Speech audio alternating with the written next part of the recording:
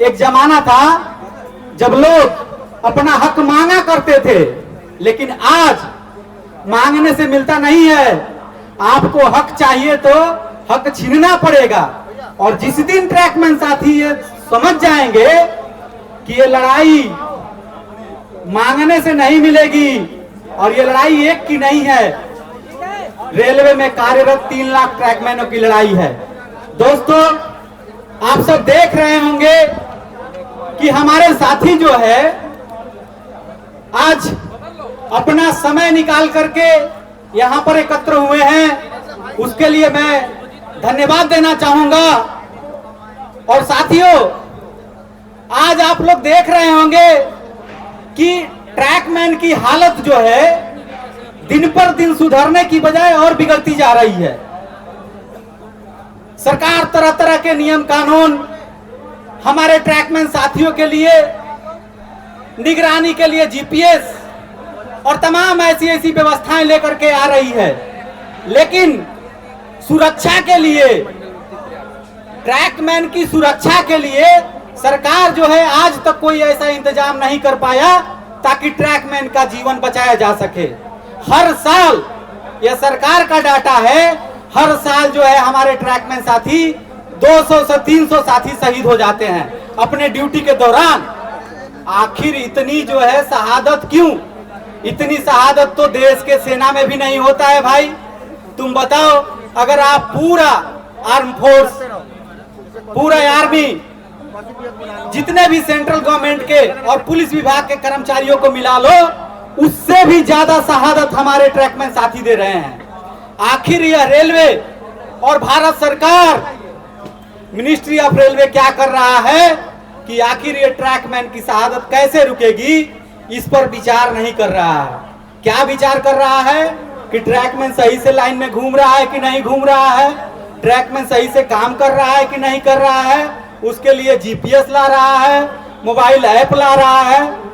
अरे भाई ठीक है, हम तो अपना कर्तव्य निभा रहे हैं, लेकिन आप अपना कर्तव्य कब निभाओगे रेल मंत्री जी? पूरा विश्व में इतनी शहादत किसी भी विभाग में नहीं होती है जितना कि रेलवे के एक सिंगल विभाग, इंजीनियरिंग विभाग के ट्रैकमैन कर्मचारियों का होता है। हर रोज हमारा एक न एक साथी जो है शहीद हो जाता है।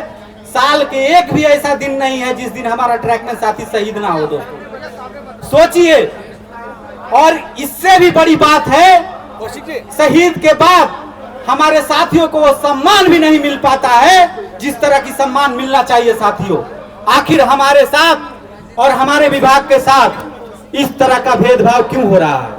हम सवाल आपसे भी पूछ रहे हैं। और हमारे कुछ साथी हैं जिनको लगता है कि अधिकारियों का झोला ढोने से और सरकार का चमचागिरी करने से उनका जीवन बदल जाएगा।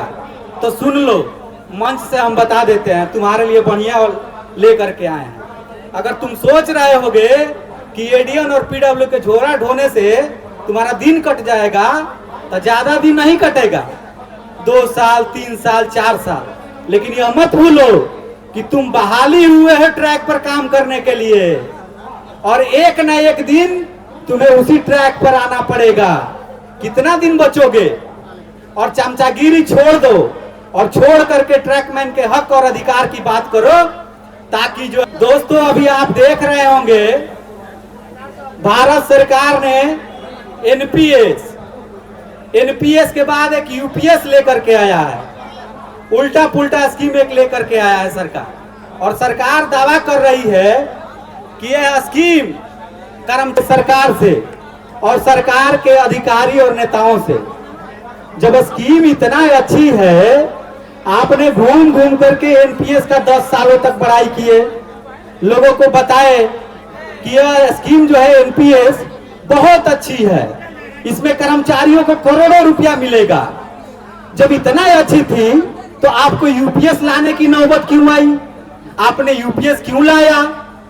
उसके बाद भी अगर आप यूपीएस लेके आए तो उसमें हर महीने जो है अमेंडमेंट क्यों कर रहे हैं, उसमें सुधार क्यों कर रहे हैं? और जब इतनी अच्छी स्कीम है तो सबसे पहले भारत सरकार के जितने भी मंत्री हैं सांसद हैं, विधायक हैं, सचिव हैं, उन्हें सबसे पहले यह पेंशन लेनी चाहिए, उसके बाद जो है कर्मचारी लेगा। सरकार जो है सबको मैसेज भेज रही है कि भाई यूपीएस बहुत अच्छी है और 3 महीने में ले लो, नहीं तो उसके बाद लेने का ऑप्शन नहीं आएगा। लेकिन हमारे कर्मचारी सभी पढ़े लिखे हैं। सरकार को लगता है कि जो 2004 में झुनझुना पकड़ा दिए वो झुनझुना आज भी पकड़ा देंगे, तो ऐसा नहीं चलेगा साथियों। वो झुनझुना कर्मचारी जो है दोबारा सरकार के फेर में फंसने वाले नहीं है, लॉलीपॉप से मारने वाले नहीं है। कर्मचारियों ने सबसे अच्छी काम एक किया है कि सरकार जब यूपीएस लेकर के आई और डेडलाइन दिया कि आपको 2 महीने के अंदर यूपीएस ले लेना है, नहीं तो यूपीएस में आने का मौका नहीं मिलेगा। और कर्मचारियों ने सरकार को बता दिया कि हम आपके इस उल्टे पुल्टे स्कीम को लात मारते हैं, हमें इस स्कीम की जरूरत नहीं है। और कर्मचारियों ने सरकार के जो है चेहरा को दिखा दिया, साबित कर दिया कि यह स्कीम हमारे लिए नहीं बना है, पहले सरकार ले। भारत में 1 करोड़ कर्मचारी है। आप ही बताइए, जब इस तरह की सरकार स्कीम लाती है और सरकार नेताओं को अलग रखती है, नेता एक बार अगर विधायक बनेगा तो पेंशन लेगा, एक बार अगर मंत्री बन गया तो उसके लिए अलग से पेंशन लेगा, दोबारा विधायक जीत के आएगा दोबारा पेंशन लेगा, उसको पेंशन के लिए कोई लिमिट नहीं है। 4 बार जीतेगा तो 4 गो पेंशन लेगा, अब 5 बार पूरा जीवन अगर 20 साल में नौकरी लगा तो पूरे 60 साल तक 40 साल देश की सेवा करेगा, लेकिन उसके लिए पेंशन नहीं है। काहे भाई? सरकार कहती है कि हम भारत के 5 ट्रिलियन जो है इकोनॉमी हमारा होने वाला है और हम विश्व के 3रा सबसे बड़ा अर्थव्यवस्था है। तो भाई इसका जो है हम स्वागत करते हैं। अच्छी बात है कि हमारा देश बहुत आगे बढ़ रहा है और जो है हम विश्व की लार्जेस्ट इकोनॉमी बने। हम चाहते हैं कि हम अमेरिका को भी पछाड़ के फर्स्ट पर चले जाएं, लेकिन उस इकोनॉमी होने के बाद 3रे नंबर पर आने के बाद भी अगर आप एक तरफ ये कहते हैं कि कर्मचारियों को देने के लिए पैसा नहीं है, कर्मचारियों को पेंशन देने के लिए पैसा नहीं है, तो फिर जो है बड़े बड़े उद्योगपतियों का आप चंदा कहां से माफ कर देते हैं भाई? ये भी तो बताना पड़ेगा कि आप जब एक तरफ बोलते हैं कि कर्मचारियों को पेंशन देने के लिए पैसा नहीं है और करोड़ों करोड़ों अरबों खरबों रुपया जो है आप जो है माफ कर देते हैं, तो ये दोनों एक साथ कैसे चलेगा? ये तो सवाल पूछना पड़ेगा ना जी। जिंदाबाद जिंदाबाद। तो साथियों, बातें तो बहुत है, लेकिन समय को देखते हुए हम एक ही बात कहेंगे कि पुरानी पेंशन की लड़ाई और ट्रैकमैन के अधिकार की लड़ाई एक साथ चलनी चाहिए और सारे साथी, देश के तमाम साथी जो है इस लड़ाई में भाग ले। तो इसी के साथ मैं अपने बातों को समाप्त करूंगा। ओपीएस देना होगा, ओपीएस देना होगा, देना होगा, देना होगा, पुरानी पेंशन देना होगा, देना होगा, देना होगा, ट्रैकमैन का अधिकार देना होगा, देना होगा, देना होगा। ट्रैकमैन एकता जिंदाबाद, जिंदाबाद जिंदाबाद, एआरटीयू जिंदाबाद, जिंदाबाद जिंदाबाद, हमारी लड़ाई जिंदाबाद, भारत जिंदाबाद, हमारी एकता जिंदाबाद,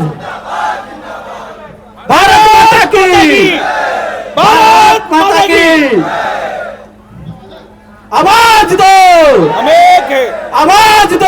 हम एक हैं। जय हिंद साथियों।